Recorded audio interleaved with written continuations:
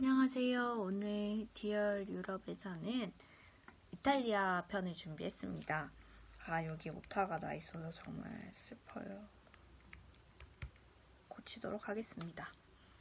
이번 편은 꼭 가야 해 이탈리아 1편인데요.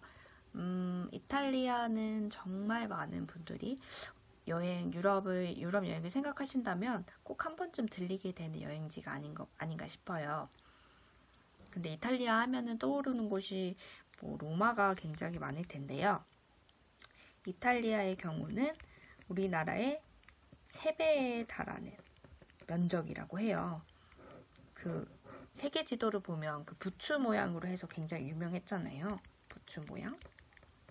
근데 이게 우리나라의 3배나 되는 면적이었다고 하니까 생각보다 크다는 생각이 드네요.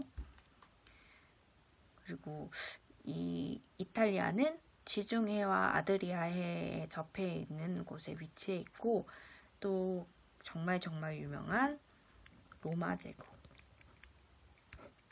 중심지였죠.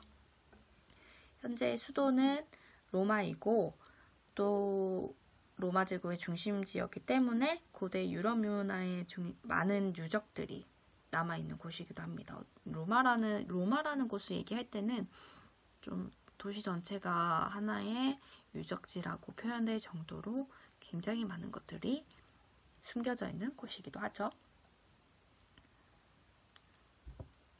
하지만 로마 외에도 이탈리아에는 정말 좋은 곳들이 많이 있습니다.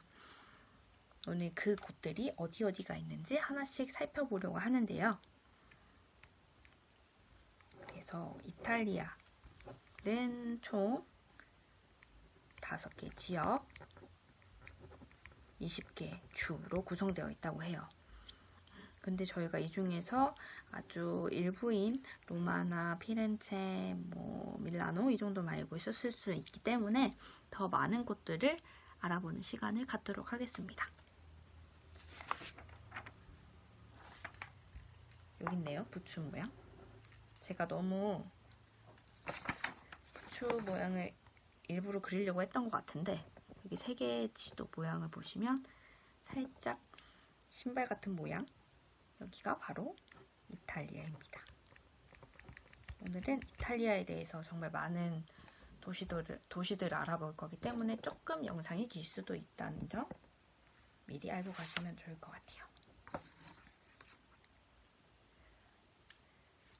여기 이탈리아에 대한 설명을 제가 써놨네요. 기억이 잘 안 났었는데 남유럽에 위치한 반도 국가 롱부추, 3배 면적의 롱부추 모양, 지중해와 아드리아해 사이에 있고요.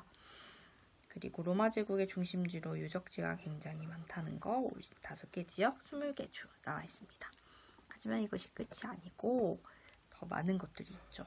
시작은 로마로 시작을 하겠습니다. 워낙 유명하기 때문에 로마에 대해서 알고 가시면 좋을 것 같고, 베니스, 폼페이, 피렌체, 밀라노, 베로나까지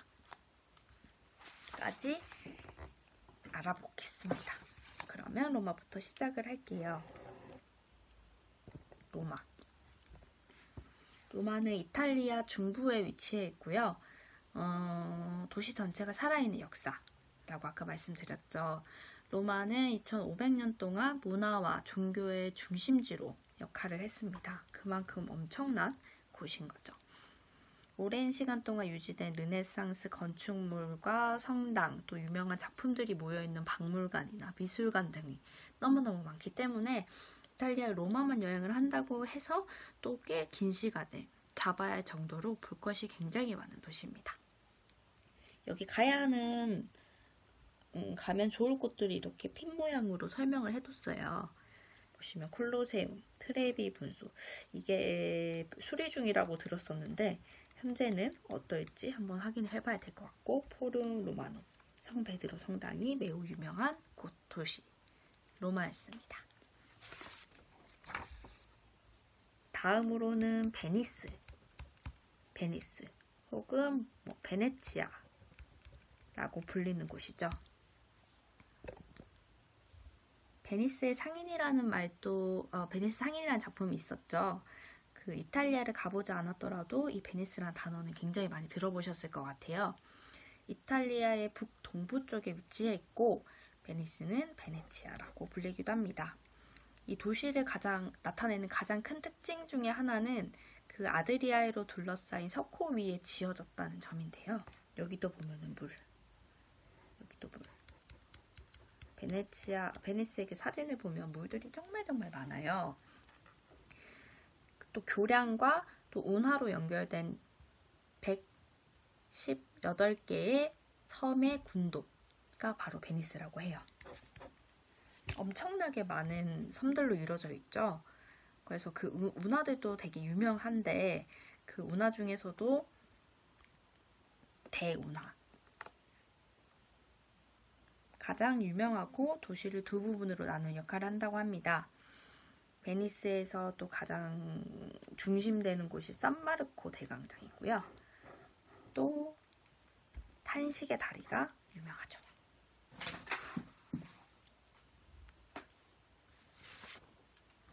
다음으로는 폼페이입니다. 폼페이는 제가 정말 가보고 싶었던 곳 중에 하나인데 가보지 못했습니다.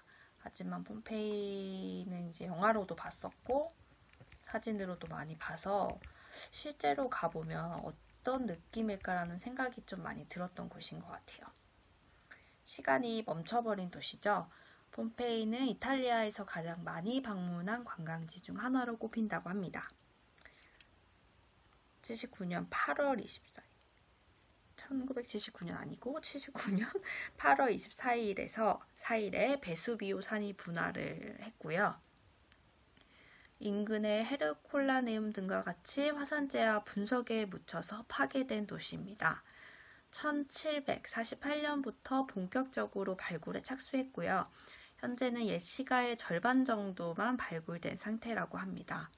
전성기에 갑자기 멸망을 했던 도시로서 그 당시의 일상생활을 자세히 알 수 있는 그런 흥미로운 자료들이 많다고 합니다. 아직도 반 정도는 묻혀 있다고 보시면 될 것 같아요. 유명한 곳들은 폼페이 원형극장, 아폴로 신전, 파우누스의 저택, 신비의 저택 등이 있습니다. 이렇게 도시 전체가 한꺼번에 종말을 맞이했다는 게 정말 슬프고도 신비한 일인 것 같습니다.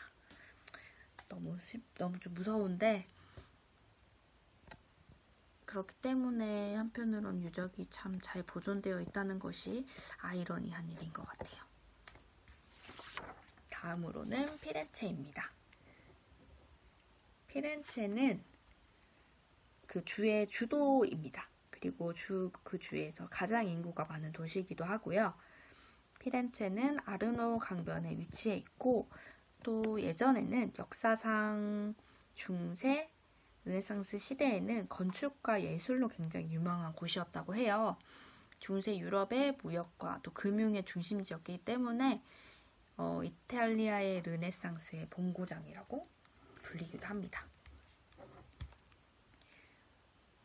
메디치 가문이 유명하죠. 메디치 가문이 오랫동안 다스렸던 곳이 이 피렌체라고 하는 것도 새롭게 알게 된 사실이네요. 피렌체 대성당이 유명하고 우피치 미술관, 베키오 다리, 시뇨리아 광장이 유명한 피렌체였습니다. 다음으로는 나폴리인데요. 나폴리는 로마의 남쪽 해안에 위치해 있습니다. 나폴리는 이탈리아가 통일하기 전에는 양 시칠리아 왕국의 수도였다고 해요. 나폴리 시는 고대 때 네아폴리스라고 불렸고, 네아폴리스라는 것은 우리나라 요즘 신도시라는 뜻을 하고 있다고 합니다. 이탈리아에서 두 번째로 활기찬 도시 중에 하나라고도 합니다. 우리나라에서는 나폴리 피자로 많이 들어보셨을 텐데 이곳에서 유래한 음식이라고 해요. 나폴리 피자. 실제로 이쪽에서 유래한 음식입니다. 베수비오 산이 있고 또 국립고고학박물관, 누오보성, 플레비스키토 광장이 유명한 나폴리였습니다. 다음은 밀라노인데요. 2차 세계대전 중 폭격으로 거의 파괴되었던 밀라노였죠. 근데 재건축되면서 많은 부분 복구를 했고요. 현재는 이탈리아에서 가장 부유한 도시 중 하나로 뽑힌다고 해요. 세련된 샵들도 많고 또 레스토랑도 많고 뭐 다양한 미술관들이 많기 때문에 굉장히 유명하죠. 이탈리아 내에서도 다국적 도시, 많은 다양한 다인종들이 몰려 사는 곳이 밀라노이고 그만큼 최대 상권을 가지고 있다고 합니다. 밀라노 하면 가장 유명한 곳이 밀라노 대성당 이거죠. 밀라노 대성당 이거 하고요. 그 외에도 스포르체스코 성, 스칼라 극장, 비오리오 에마누일레, 2세 갤러리아 여기가 쇼핑몰인데 쇼핑몰 자체가 하나의 유적지 같은 느낌을 주는 곳이에요. 제가 이 쇼핑몰 사진을 보여드렸으면 더 좋았을 텐데 다음번에 밀라노에 대해서 좀 더 자세히 알아볼 때 준비를 해보도록 하겠습니다. 다음은 베로나입니다. 베로나는 로미오와 줄리엣의 도시죠. 이탈리아에서 세 번째로 규모가 큰 로마 아레나와 오페라 축제의 장소가 바로 베로나라고 합니다. 베로나는 지형적으로 가르다호 부근 아디제 강에 자리를 잡고 있어서 역사적으로나 경제적으로 굉장히 중요한 위치였다고 합니다. 하지만 그런 이점과는 또 다르게 홍수를 많이 겪었다고 하는데요. 하지만 나중에 터널이 건설되면서 많이 나아졌다고 합니다. 여기 하면 또 줄리엣의 집을 빠질 수가 없죠. 그리고 포르타 레오니, 포르타 보르사리, 시뇰리 광장이 유명하다고 해요. 이 줄리엣의 집을 얘기하니까 제가 정말 재미있게 봤던 영화 레터스 투 줄리엣 이라는 영화가 있는데 그 이름 여자 주인공 이름을 제가 기억이 안 나는데 맘마미아에 나왔던 여자 주인공 이름이 뭐였죠?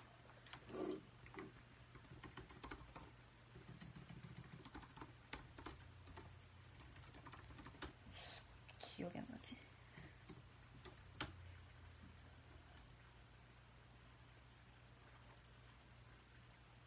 아만다 사이프리드가 나온 영화예요. 그래서 여기가 그 여주인공이 신혼여행 같은 것으로 이 베로나를 여행 오면서 줄리엣의 집에 가는데요. 여기서 우연히 그 줄리엣의 집에 있는 그 돌담 사이에 오래전에 보냈던 쪽지를 발견합니다. 그래서 그것에 대한 실제 그 줄리엣에게 보내는 편지에 답해주는 분들이 계신데 거기 사람들을 알게 되면서 그때 썼던 그 편지의 주인공을 다시 만나게 되는 영화인데 정말 저는 개인적으로 재미있게 봐서 베로나를 더 가고 싶었으나 정말 아쉽게 못 갔던 그런 안타까움이 남아있는 곳입니다. 이렇게 해서 간략하게 소개한다고 해서 좀 빨리 지나간 감은 없지 않아 있는데 이탈리아에서 큰 도시, 좀 굉장히 많이 알려져 있는 도시로 꼭 가야 해 이탈리아 1편을 준비했습니다.